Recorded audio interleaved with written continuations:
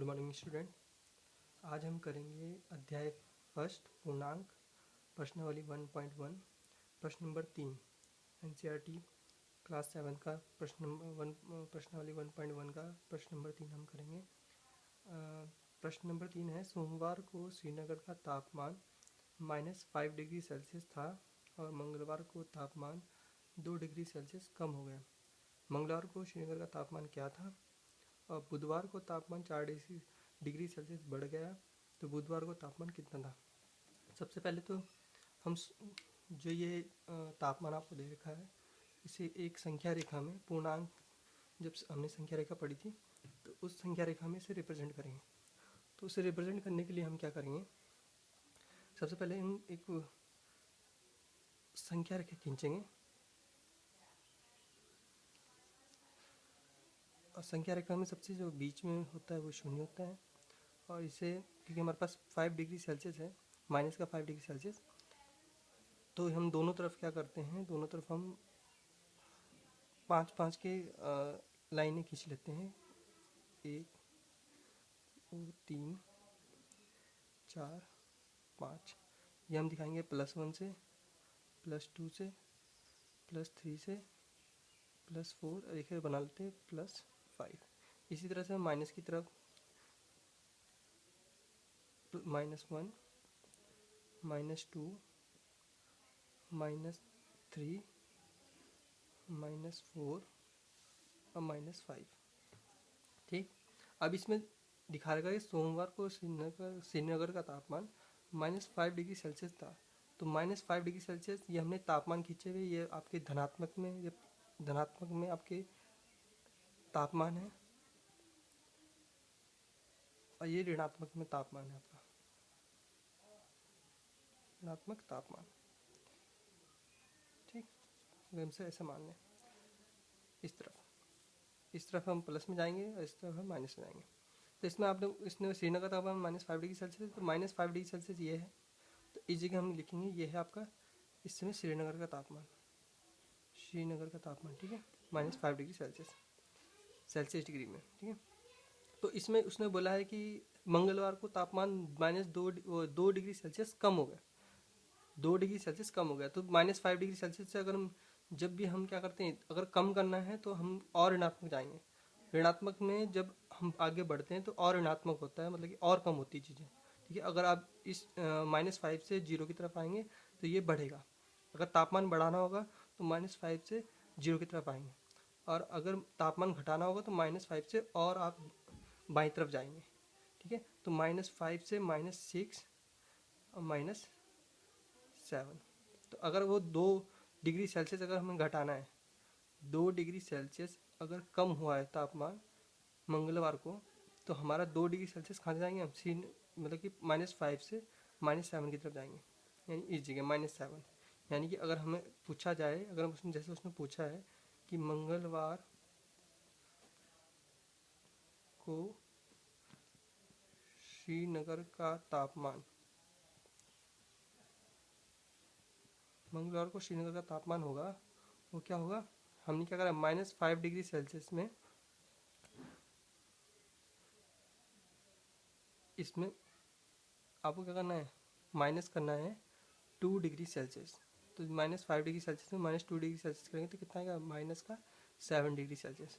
मतलब मंगलवार को श्रीनगर का तापमान -7 डिग्री सेल्सियस होगा।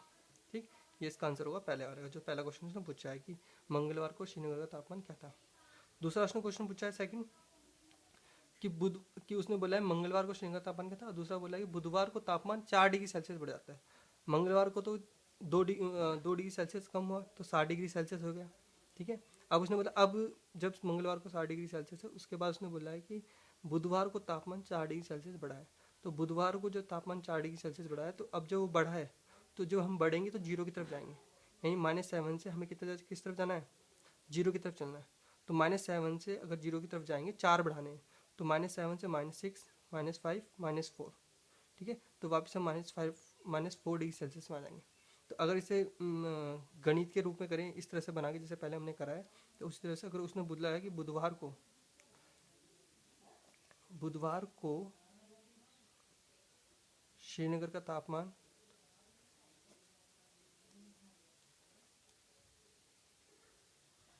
बुधवार को श्रीनगर का तापमान जो होगा वो आपका होगा -8 डिग्री सेल्सियस। मंगलवार को था, उसमें प्लस करना है कि बढ़ा है, तापमान बढ़ा है, जो बढ़ा है तो आपको प्लस करना पड़ेगा। अगर तापमान घटेगा तो हमने माइनस करा था, तापमान बढ़ेगा तो ये आपको क्या जोड़ना पड़ेगा, ऐड करना पड़ेगा। तो ये हो जाएगा माइनस का 7 डिग्री सेल्सियस में -7 + 4।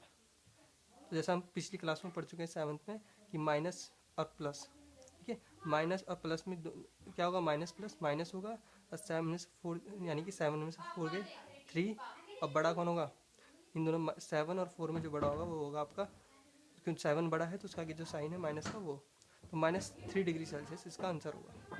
तो अगर संख्या रेखा में से दिखाना है तो संख्या रेखा में आप क्या करेंगे, -7 में से -7, अगर 4 डिग्री सेल्सियस बढ़ा है तो -7 से -6, -7 से -6, -5, और उसके बाद कितना होगा -4, 1 2 3 4, ठीक है। तो -3 डिग्री सेल्सियस पे आके हमारा तापमान क्या होगा, बुधवार का तापमान हमारा -3 डिग्री सेल्सियस होगा। ये दोनों तरीके से होता है, ये एक संख्या रेखा में भी होता है, संख्या रेखा में भी शो कर सकते हैं, और अगर वैसे करना है मैथमेटिकली करना है तो अगर आपका तापमान बढ़ेगा तो आपको उस तापमान पे ऐड करना पड़ेगा, जोड़ना पड़ेगा। अगर तापमान अगर जैसे क्वेश्चन में बोला गया है, अगर तापमान घटेगा तो घटाना पड़ेगा, ठीक है। अगला क्वेश्चन करते हैं कि अगला क्वेश्चन है प्रश्न वाली 1.1 का ही, प्रश्न नंबर 4 है।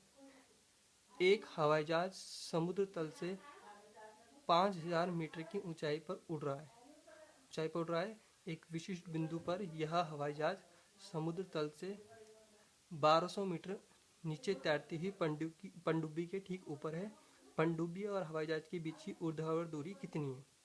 अगर इसके लिए करना है तो फिर हम क्या करेंगे, जैसा आप अगर आपके पास बुक है तो बुक में आप देख सकते हैं, उसमें चित्र भी बना रखा है, उन्होंने चित्र ऐसा बना रखा है, ऊर्ध्वाधर में बना रखा है चित्र, उन्होंने बीच में शून्य ले रखा है, ठीक, और ऊपर क्या कर रखा है, ऐसे एक ऊर्ध्वाधर लाइन खींची हुई है, जीरो बीच में ले रखा है, और उसके बीच में ऐसे थोड़ा डाइजेस्ट करके, क्योंकि 5000 है तो काफ़ी ज़्यादा ऊंचाई है, तो इसे संख्या रेखा में तो हम अपने आइडिया से ही दिखाएंगे, एक अनुमान के अनुसार, ठीक है। एक अनुमान के अनुसार हमने दिखा लिया कि जीरो से क्या है 5 मीटर की ऊंचाई पर है, 5000 मीटर की ऊंचाई पे, सॉरी 5000 मीटर की ऊंचाई पे है, ऊंचाई पर उड़ रहा है। एक विशिष्ट बिंदु पर हवाई जहाज समुद्र तल से 1200 मीटर नीचे, मान लीजिए समुद्र जीरो हमारा समुद्र तल है, ये जीरो हमारा समुद्र तल है,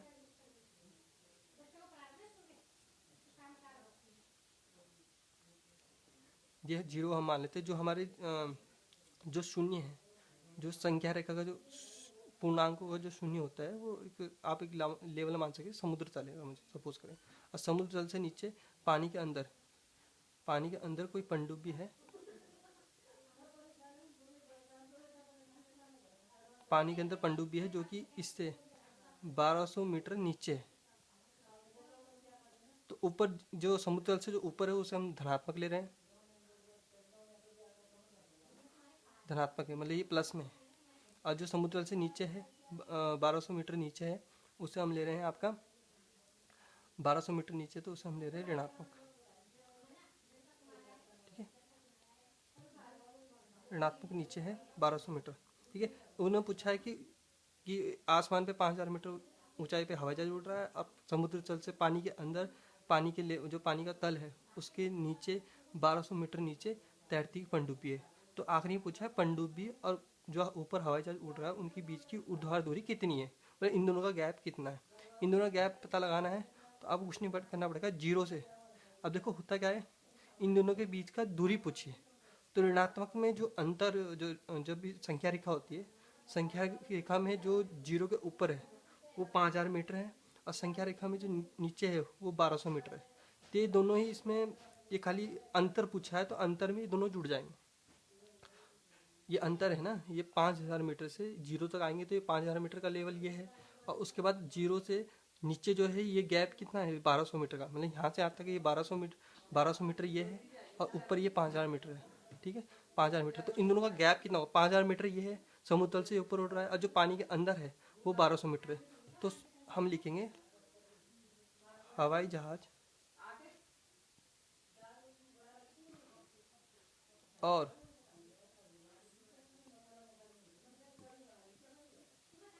पनडुब्बी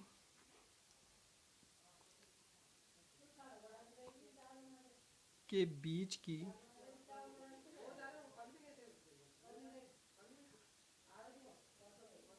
ऊर्ध्वाधर दूरी वो होगी आपकी 5000 मीटर। ये समुद्र तल से ऊंचाई है उसकी। अब प्लस अब वो समुद्र के अंदर जो पनडुब्बी है वो और अंदर है उसके 1200 मीटर और अंदर है। तो दोनों के बीच की जो दूरी होगी वो कितनी होगी, इन दोनों को जोड़ देंगे तो दोनों को जोड़ेंगे तो कितना आएगा, अगर मैं 5100 अगर जोड़ के दिखाएं इससे जोड़ेंगे दोनों को प्लस करेंगे तो 0026 यानी कितना है दूरी 6200 मीटर। तो इन दोनों के बीच की दूरी क्या है, जहाज और पनडुब्बी के बीच की दूरी 6200 मीटर। ठीक।